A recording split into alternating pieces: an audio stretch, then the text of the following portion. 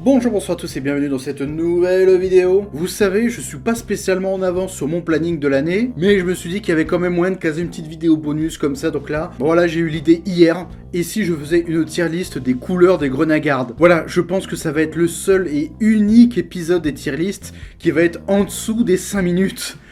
Et croyez-moi, c'est un plaisir immense de enfin monter un truc rapide, parce que les épisodes de 35 minutes, j'en peux plus, et je pense qu'il est temps de les classer, voilà, etc. On va aller vite.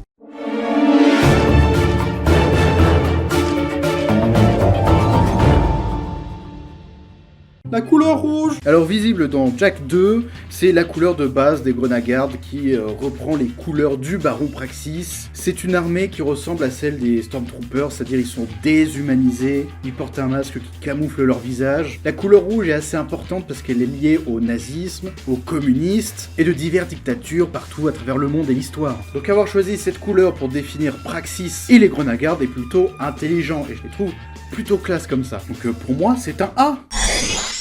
La couleur bleue. Cette fois-ci, c'est dans Jack 3 que ça se passe. On retourne à Abbeville et on voit que tous les Grenagarde sont devenus bleus.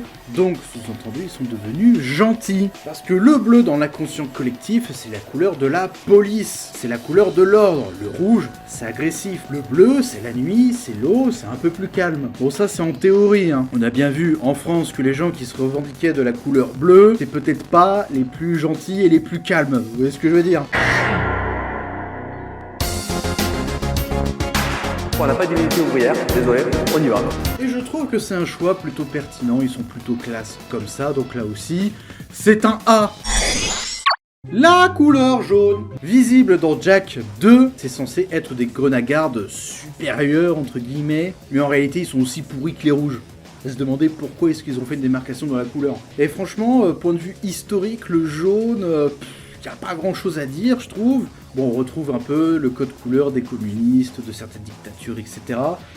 Mais bon, on s'ennuie un peu et je trouve pas ça très joli, ce jaune un peu claquant, je trouve ça pas très classe.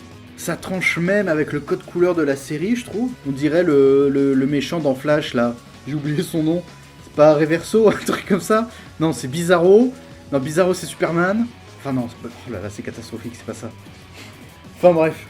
Donc pour moi, je vais être un peu méchant, c'est un D. Voilà, cette vidéo est terminée, c'était un petit bonus, facile à enregistrer, facile à monter, etc. Ne vous en faites pas, je continue à préparer les autres vidéos en parallèle. Le planning avance tranquillou, il fallait juste voilà, que je m'amuse un peu aussi à faire autre chose. N'oubliez pas que je sors une grosse vidéo tous les 21 du mois. N'oubliez pas de liker, de commenter, de vous abonner, ça m'aide beaucoup. Je vous laisse et à la prochaine, à très vite. Hey Bushy Studios, I love you!